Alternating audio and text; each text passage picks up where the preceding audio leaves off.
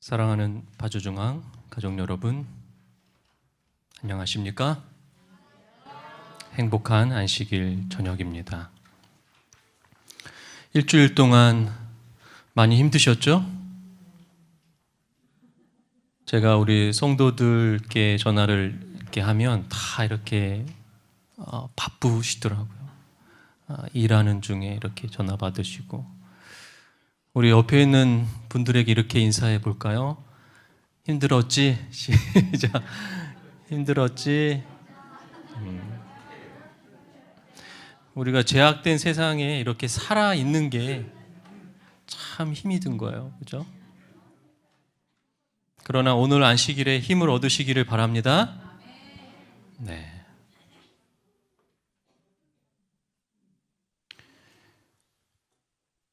오늘 집사님의 기도가 참 감동이 있었습니다. 우리 집사님들은 다 기도가 감동이에요. 세계에서 제일 감동이에요. 저를 크신 종이라고 그렇게 하는데 몸둘 바를 모르겠어요. 앉아 있는데 키가 큰 종이다. 그렇게 이해를 했습니다. 오늘도 저는 하나님의 은혜로 이 거룩한 단에 섭니다. 인간의 말이 아닌 하나님의 말씀이 선포되어지기를 간절히 기도합니다. 성경의 맥잡기 그 15번째 시간입니다. 여러분, 성경의 맥을 잘 잡고 계신가요? 우리 아이들이 큰 소리로 네라고 대답해 주셨어요. 다시 한번 복습해 볼까요? 성경에는 두 개의 큰 줄기가 흐르고 있다고 말씀드렸어요. 선과 악이라고 하는 줄기가 계속 반복해서 나옵니다. 이것은 우리 인체의 동맥과 정맥과도 같다고 말씀드렸죠. 동맥과 정맥을 연결해주는 모세혈관이 있는 것처럼 선이신 하나님과 악인 우리를 연결해주는 모세혈관과 같은 역할을 하는 것이 바로 예수 그리스도의 십자가라고 말씀드렸습니다. 그 십자가 사랑으로 우리를 구원해 주시겠다는 것이 바로 구속이고요. 그것을 약속하신 것이 바로 언약입니다. 그래서 성경은 구속의 이야기이고 언약의 이야기인 거예요. 그러므로 우리가 성경을 연구하거나 성경을 묵상할 때에 구속의 안경과 언약의 안경을 끼고 큰 그림으로 성경을 이해해야 되겠습니다. 그래서 오늘 설교의 제목이 바로 구속의 경륜이에요. 구속의 관점으로 성경을 이해하지 않고 성경을 맥으로 보지 않으면 큰 문제들이 발생합니다. 자기 마음대로 성경을 해석하게 되어 있어요. 성경의 한 절을 가지고 아주 자기적으로 해석을 하고 이상한 교리를 만들어내면서 사람들을 현혹하는 이상한 집단들이 지금 우리 주위에 너무나도 많이 있다는 것입니다. 그러한 이설로부터 우리가 보호될 수 있는 가장 좋은 방법이 바로 구속의 관점으로 성경을 보는 거예요. 구속이라고 하는 말과 경륜이라고 하는 이 단어는 우리가 일상생활할 때에 잘 사용하는 단어가 아닙니다. 왜냐하면 성경적인 단어이기 때문에 그래요. 그럼 성경사전에서 그 뜻을 한번 찾아볼까요? 구속이라고 하는 이 단어는 성서적인 의미의 용어로 그리스도를 통해 인류를 죄악으로부터 건져내어 하나님의 은총 속에 있게 하려는 섭리적인 행위다 라고 사전적인 의미로 나오는데요. 이 구속이라고 하는 것은 구원이라고 하는 단어와 거의 같은 의미인데 속죄, 즉 죄를 사한다라고 하는 의미가 포함되어져 있다고 보시면 돼요. 구원과 속죄가 합쳐져서 구속이 되었다라고 생각하시면 쉽습니다.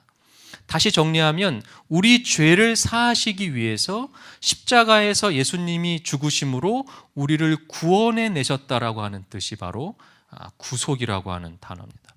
경륜이라고 하는 단어는 무엇일까요?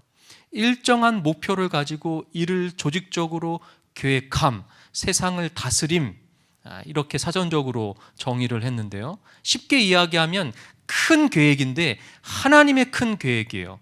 하나님이 인간을 구원하시기 위하여, 구속하시기 위하여 세우신 계획을 경륜이라고 말합니다.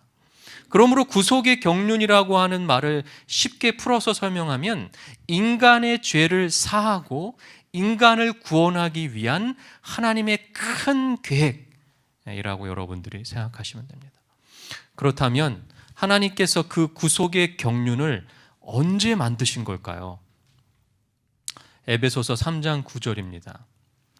영원부터 만물을 창조하신 하나님 속에 감추었던 비밀의 경륜이 어떠한 것을 드러내게 하려 하심이라. 이는 이제 교회로 말미암아 하늘에서 정사와 권세들에게 하나님의 각종 지혜를 알게 하려 하심이니 곧 영원부터 우리 주 그리스도 예수 안에서 예정하신 뜻대로 하신 것이라. 여기 구속의 경륜이 언제부터 있었다고요? 영원부터 있었다 그랬어요. 구속의 경륜은 영원부터 있었던 거예요. 그런데 왜 비밀의 경륜이라고 바울이 말했을까요? 죄가 나타나기 전에는 구속의 경륜이 필요합니까? 필요하지가 않아요. 그래서 비밀이었어요. 죄가 나타나기 전에는 알 필요가 없는 겁니다. 하지만 죄가 시작되면서 구속의 경륜은 이제 복음이 된 거예요. 왜냐하면 죄에서부터 벗어날 수 있는 유일한 방법이 된 것입니다. 하나님께서 구속의 경륜을 만드신 이유는 죄가 생길 것을 아셨기 때문이에요.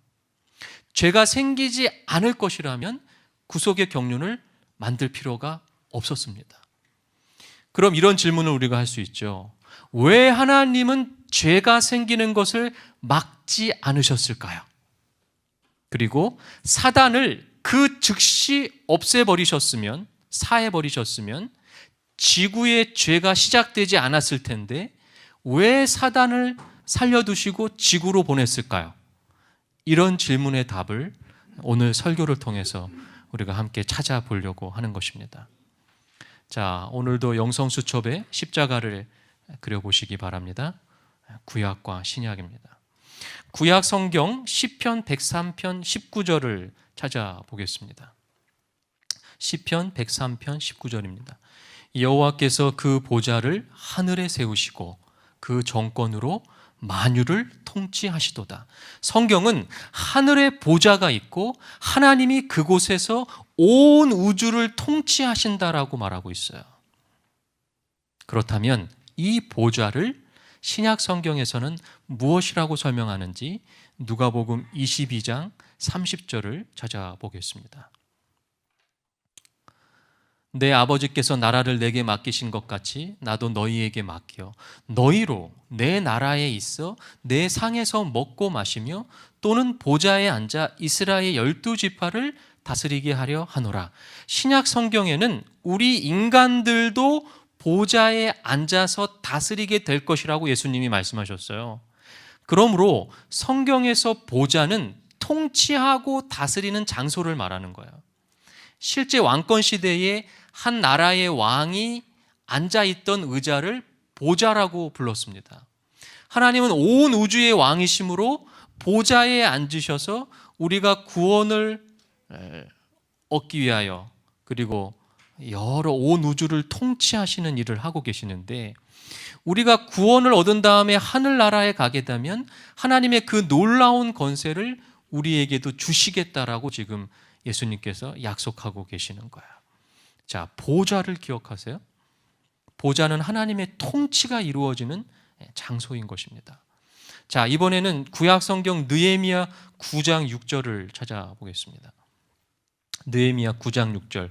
오직 주는 여호와시라. 하늘과 하늘들의 하늘과 일월 성신과 땅과 땅 위의 만물과 바다와 그 가운데 모든 것을 지으시고 다 보존하시오니 모든 천군이 주께 경배하나이다. 구약 성경은 하나님이 모든 것을 지으시고 보존하시는 분이라고 설명하고 있어요. 그런데 여러분 여기서 이상한 부분이 하나 있습니다. 하늘이 있는데요. 하늘과 하늘들의 하늘과라고 표현했어요. 그럼 하늘이 몇 개가 있는 거예요? 하늘이 여러 개가 있는데 크게는 3개가 있어요. 첫 번째 하늘이 있고 하늘들이라고 불려지는 두 번째 하늘이 있고, 세 번째는 하늘들의 하늘이 또 있어요. 그렇다면 구약 성경에서 이 하늘에 대한 이런 설명을 신약 성경은 무엇이라고 말하고 있는가? 고린도후서 12장 2절과 4절을 찾아보겠습니다. 고린도후서 12장 2절과 4절입니다. 내가 그리스도 안에 있는 한 사람을 아노니 14년 전에 그가 셋째 하늘에 이끌려 간지라. 4절, 그가 낙원으로 이끌려 가서 말할 수 없는 말을 들었으니 사람이 가히 이르지 못할 말이로다. 신약 성경에서 바울은 셋째 하늘이라고 하는 표현을 하면서 그 셋째 하늘이 낙원이라고 설명하고 있어요. 그렇다면 구약과 신약 성경이 공통적으로 하늘이 세 개가 있는 것으로 설명하고 있다는 것을 우리는 알 수 있습니다. 가장 큰 하늘이 바로 하나님의 보좌가 있는 낙원, 하늘나라를 말하는 거야. 둘째 하늘은 하늘들이라고 표현된 복수의 하늘, 우주의 여러 별들의 하늘을 말하는 것입니다. 우주가 두 번째 하늘이라는 거야. 그리고 첫 번째 하늘은 바로 우리가 지구에서 바라보는 지구의 하늘을 말하는 거야. 여러분, 하늘이 세 개가 있다는 개념은 매우 중요합니다. 우리는요, 하나님이 지구만 통치하고 계시다는 착각을 할 때가 너무나도 많아요. 우리가 지구 안에 살고 있기 때문에. 그래서 예수님이 지구만을 위해서 인간이 되셨고 지구만을 위해서 십자가에서 죽으셨다라고 생각해요. 그러나 여러분, 그렇지 않습니다. 예수님은 온 우주를 통치하시는 분이시고 온 우주를 위하여 지구로 오셨고 온 우주를 위하여 십자가에서 죽으신 거예요. 그러므로 구속의 경륜은 인간들만을 위한 계획이 결코 아니에요. 온 우주를 위한 구원의 계획이 바로 구속의 경륜. 왜냐하면 하나님께서 온 우주를 통치하시는 분이시기 때문에 그런 것입니다. 그러므로 하나님의 보좌는 바로 셋째 하늘인 하늘나라에 있습니다. 그것에서 온 우주의 통치가 지금 이루어지고 있는 거예요.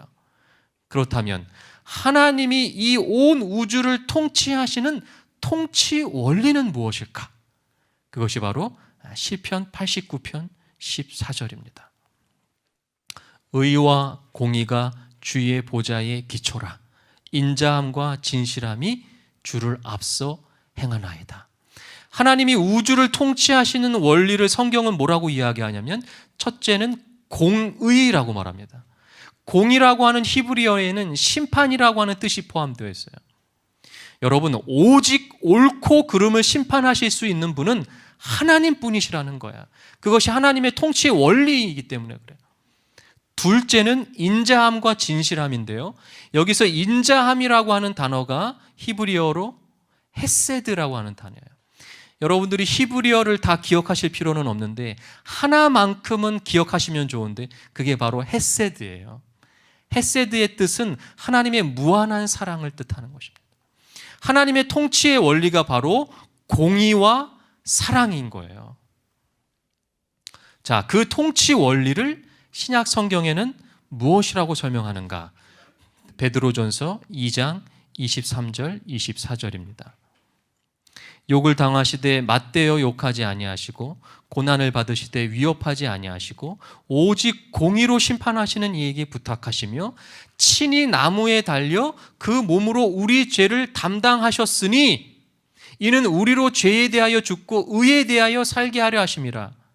그가 채찍에 맞음으로 너희는 나음을 얻었나니. 하나님의 통치 원리인 공의와 사랑이 합해진 사건이 바로 십자가예요. 그래서 십자가가 그렇게 중요한 거야. 여러분, 공의로 하면, 공의의 통치 원리로 하면 죄인인 인간들은 모두 죄의 심판을 받고 사망해야 됩니다. 하지만 하나님의 사랑이 통치 원리에 있기 때문에 인간을 너무 사랑하셔서 그 인간 자식들이 죽는 것을 보실 수가 없었어요. 그래서 인간이 되셔서 십자가에 달려 인간들 대신 죽으신 거예요. 그 십자가가 이루어지는 순간 하나님의 공의와 하나님의 사랑이 완전히 일치되게 되는 거야. 그 순간 온 우주의 거민들은 하나님의 공의와 사랑이 일치되는 것을 바라보면서 놀라운 하나님을 다시 한번 발견하게 된 거예요. 사단이 거짓말했음을 깨닫게 되는 거예요. 그럼 사단이 어떤 거짓말을 했을까요? 오늘 설교의 뒤에서 살펴보겠습니다. 구약 성경 시편 99편 1절을 먼저 보겠습니다. 99편 1절입니다. 여호와께서 통치하시니 만민이 떨 것이요 여호와께서 그룹 사이에 좌정하시니 땅이 요동할 것이로다. 하나님이 하늘에서 통치를 하시는데요, 그 보좌 주위에는 그룹이 있었다라고 성경은 말합니다.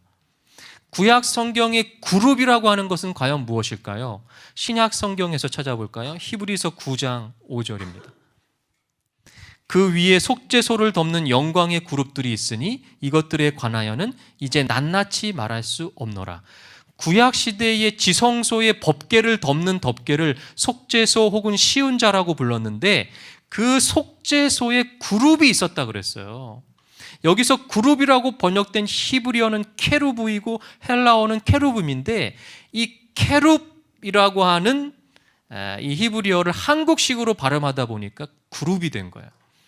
영어의 그룹이라고 하는 말하고는 전혀 상관이 없는 말입니다. 그룹, 케룹을 이제 그룹이라고 발음을 한 것입니다. 하나님의 보좌를 지키는 천사들을 뜻하는 말이 그룹이에요. 그림으로 확인하면 이렇습니다. 이 법궤, 덮개, 속죄소에 있는 것이 바로 그룹, 천사, 하나님의 보좌에 있는 천사였어요. 자, 정리를 하면 이렇습니다. 성경에 의하면 보좌는 그룹 천사들 사이에 위치해 있고 하나님이 통치하시는 곳이에요. 셋째 하늘인 하늘나라에 있습니다. 그런데 그 보좌가 땅으로 내려온 사건이 있었어요. 그 사건이 바로 창세기 3장 24절에 나옵니다.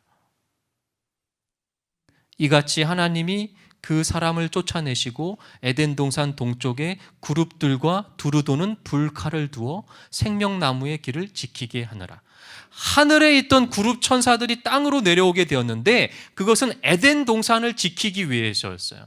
에덴 동산에 사람이 죄를 짓고 생명나무의 열매를 먹으면 죄인으로 영원히 살아야 되는데 그러한 끔찍한 일이 벌어지기 때문에 하나님은 아담과 하와를 내보내시고 생명나무를 지키셨는데 그 일을 그룹 천사들이 맡았다는 거예요. 그룹 천사들이 내려왔다면 이 에덴 동산이 바로 하나님의 보좌가 된 것입니다. 보좌가 땅으로 내려오게 된 거예요. 그런데 노아 홍수로 인해서 에덴 동산이 사라져 버렸어요. 그래서 하나님은 또다시 보좌를 이 땅에 두셨는데 그 보좌가 바로 출애굽 시대의 광야에서 만들게 하신 지성소 안의 법궤였던 거예요. 그 법궤에 그룹 천사가 있었다는 이야기예요. 그 법궤가 하나님의 보좌가 된 거예요. 그 법궤 안에는 무엇이 있었습니까? 율법이 기록되어 있었어요. 그 율법 안에 바로 하나님의 통치 원리인 사랑과 공의가 기록되어 있었어요. 그런데 그 지성소가 십자가에서 예수님이 죽으실 때에 휘장이 찢어지면서 사라져 버렸어요. 그래서 이제 이 땅에는 하나님의 보좌가 없어요. 하지만 십자가 사랑으로 거듭난 그리스도인들의 마음 속에 하나님의 공의와 사랑이 새겨지고 마음의 성전 속에 하나님의 보좌가 임하게 된 거예요. 그 보좌의 통치 원리가 기록된 곳이 두 돌비에서 성경으로 옮겨지게 된 것입니다. 그래서 성경 말씀 속에는 하나님의 공의와 사랑인 구속의 경륜이 새겨지게 된 거예요. 그렇다면 왜 하늘에서 죄가 시작되었을까요? 성경에는 사단의 이름을 계명성이라고 했습니다. 계명성이라고 하는 말은 샛별, 새벽별, 금성을 말하는 거예요. 라틴어로는 루시퍼라고 합니다.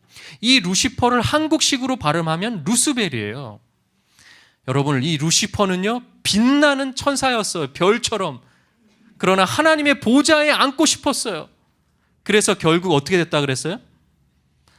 무별 위에 나의 보좌를 높이리라 하면서 14절에 가장 높은 구름에 올라 지극히 높은 자와 비기리라 그랬어요. 그랬더니 12절에 하늘에서 떨어졌다.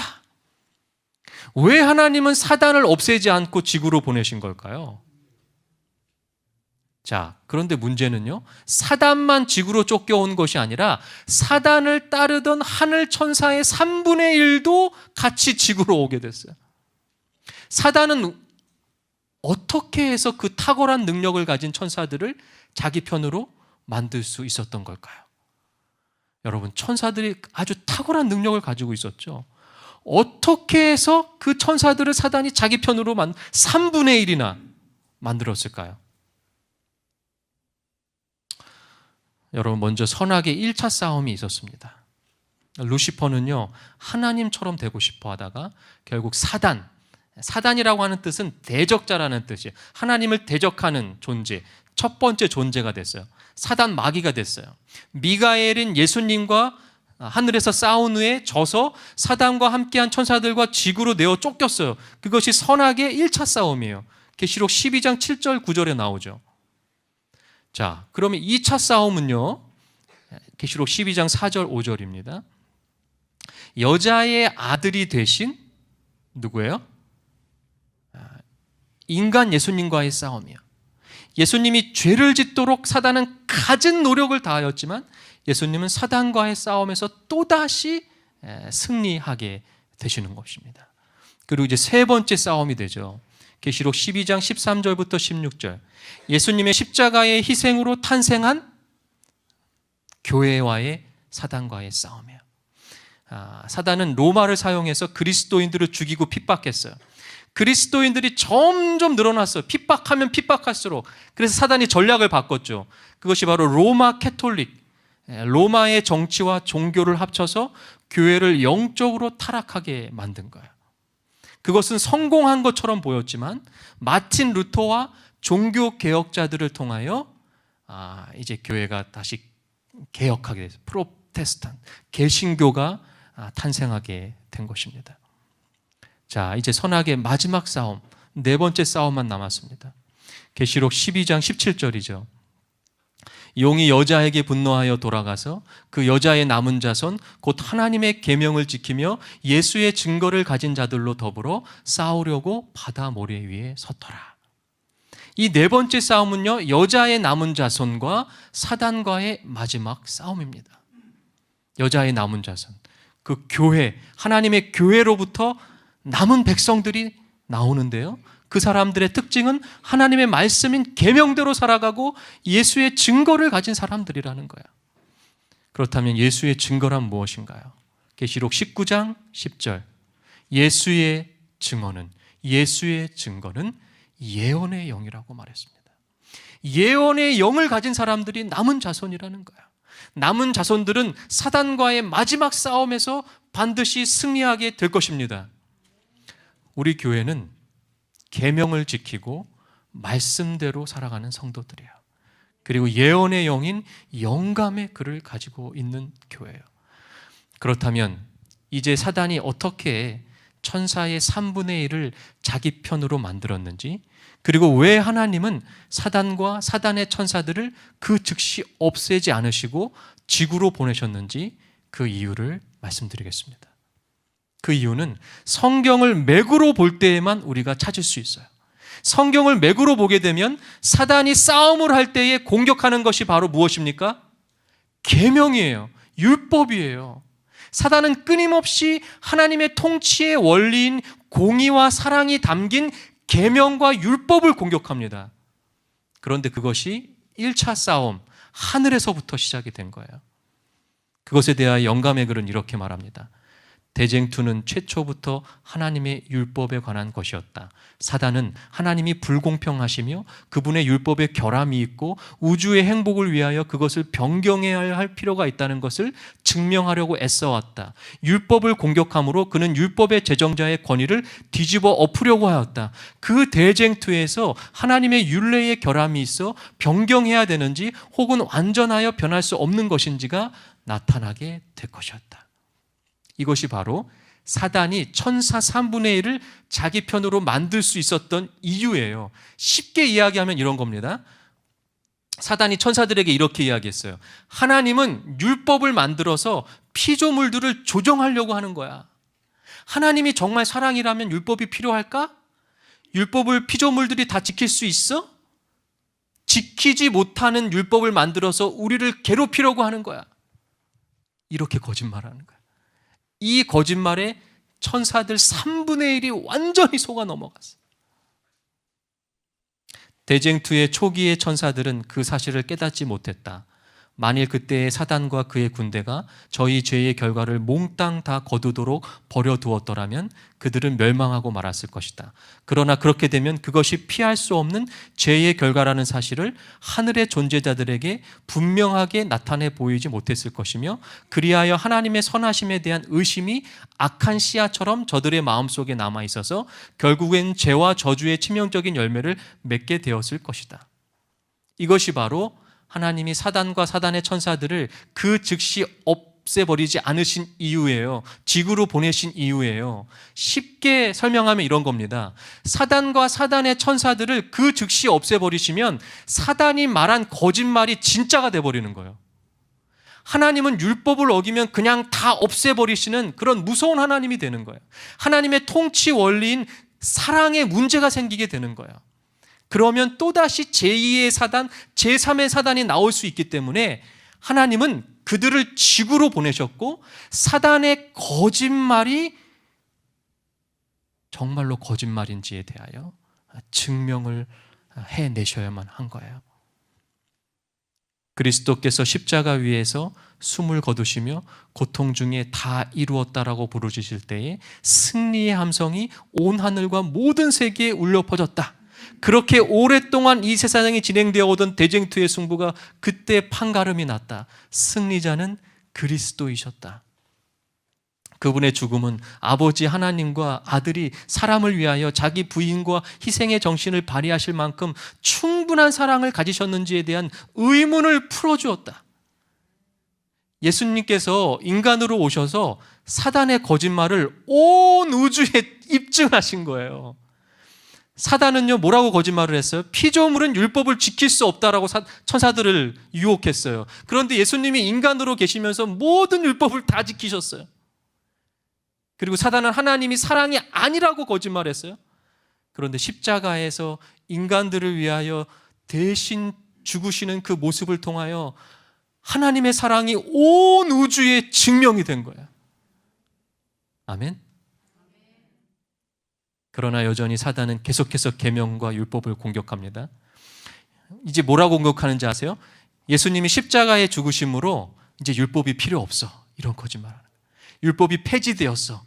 예수님만 믿으면 돼. 율법과 계명은 중요하지 않다라고 거짓말해요. 그리고 하나님의 통치 원리인 공의와 사랑을 공격하는 거예요. 하나님은 사랑이시기 때문에 죄를 지어도 다 용서해 주시니까 계명도 필요 없고 말씀대로 살 필요도 없다라고 말하는 거예요. 천사들에게는 사랑이 빠진 공의만을 강조했고, 이제는 공의가 빠진 사랑만을 강조하면서 사단은 여전히 우리를 공격하고 있는 거예요. 루시퍼가 진실로 지극히 높은 자와 같이 되기를 바랬다면 하늘에 있는 자신의 지정된 자리를 결코 버리지 않았을 것이다. 왜냐하면 지극히 높은 자의 정신은 이기심 없는 봉사에서 나타나기 때문이다.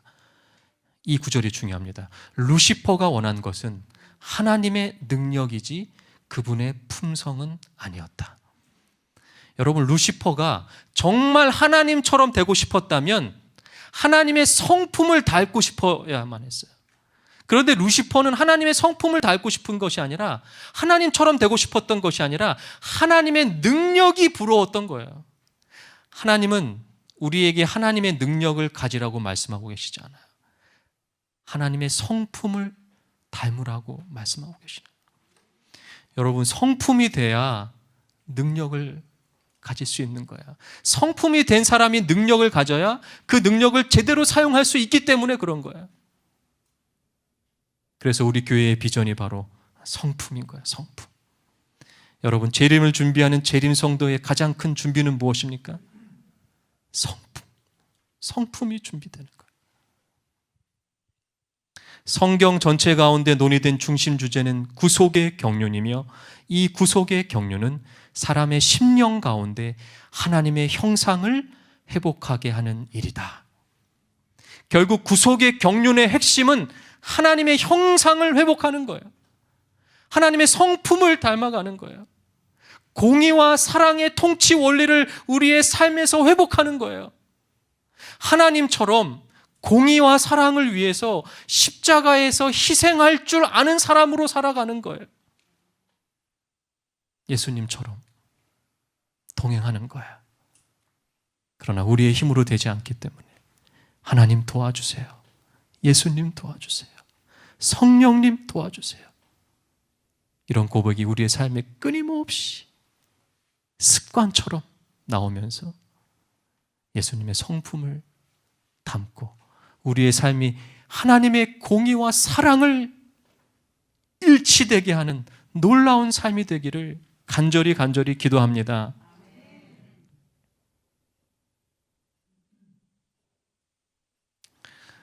두 형제가 열심히 예수님을 믿고 농사를 열심히 짓는데 이제 논에다가 물을 주는 시기가 됐어요.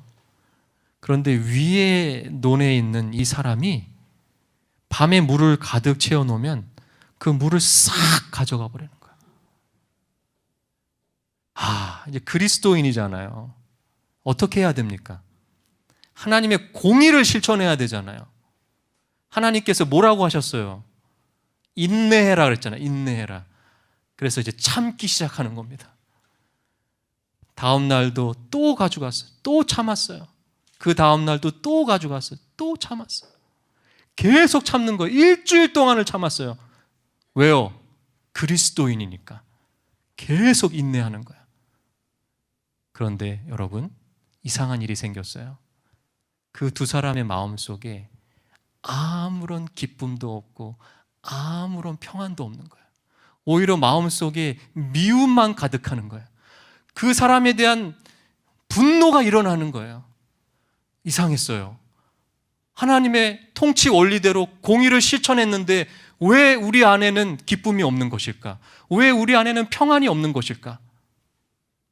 그래서 이 두 형제는 더 훌륭한 그리스도인을 찾아갔습니다. 그리고 상담을 했어요. 우리가 어떻게 해야 됩니까? 우리는 일주일 넘도록 인내했는데 왜 우리에게 평강이 없습니까? 이해할 수가 없습니다. 우리는 그리스도인으로서 다른 사람이 훔쳐가는 것을 참고 인내했습니다. 왜 마음에 평안이 없습니까? 그때 이 그리스도인이 이렇게 말했어요. 그 정도 가지고는 부족합니다. 인내하는 것만으로는 부족합니다. 그럼 어떻게 해야 됩니까? 물을 훔친 사람의 논에 먼저 물을 채우고 그 다음에 당신들의 논에 물을 채워보세요. 아래 논의 사람이 물을 훔치든 훔치지 않든 상관없이 그렇게 해보세요. 그리고 이 사람의 말대로 그 사람의 논에다 물을 훔친 도둑, 그 사람의 논에다가 먼저 물을 가득 채워놓고 그 다음에 자신들의 논에다가 물을 채웠어요. 그런데 여러분, 놀라운 일이 발생했어요. 이 두 사람의 마음에 평안이 임하기 시작했어요. 마음에 기쁨이 샘솟기 시작하는 거예요. 하나님의 두 번째 통치 원리인 사랑을 깨닫게 되는 거예요. 사랑. 하나님의 공의와 사랑이 일치하는 경험을 하게 되는 거예요. 그런데 더 놀라운 일이 발생했어요. 그렇게 3일을 하니까 그 훔쳤던 이 사람이 마음속에 큰 감동이 생겨서 이 사람들을 찾아왔어요. 내가 당신들이 믿는 예수님을 나도 한번 알아보고 싶다. 여러분, 감사하십니까? 이것이 바로 하나님께서 우리에게 원하는 삶이 아닐까요? 하나님의 공의와 사랑이 일치되는 예수 그리스도의 십자가의 희생이 우리의 삶에 묻어나는 그 삶을 오늘 우리 한번 같이 만들어가지 않으시겠습니까? 말씀을 마치겠습니다.